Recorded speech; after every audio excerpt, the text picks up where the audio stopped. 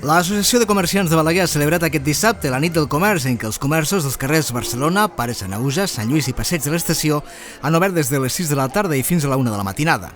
Tots ells han ofert els seus productes amb grans descomptes i moltes sorpreses coincidint amb l'inici de la campanya de rebaixes. L'activitat comercial ha anat acompanyada d'actes musicals, d'exhibició de balls i dansa, espais gastronòmics. Han estat més activitats que en les darreres edicions i també hi han participat més comerços que mai. Des de l'associació han fet una valoració molt positiva de com s'ha desenvolupat la nit, així com de l'afluència de clients. Portem un mes preparant-nos i la veritat és que molt contents, perquè aquest any hem aconseguit que doblar les botigues i comerços que obren per aquest Open Night en comparació a l'any passat. De moment és aviat i els carrers estan a tope, hi ha més activitat de gent, hi ha més activitat a nivell d'actuacions que fem i està agradant moltíssim. Ara només cal que la gent respongui a comprar a Balaguer i a tope.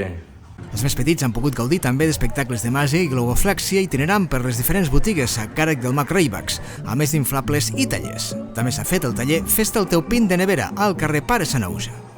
A més, els assistents han pogut participar en el sorteig especial d'una butaca de descans valorada en 785 euros.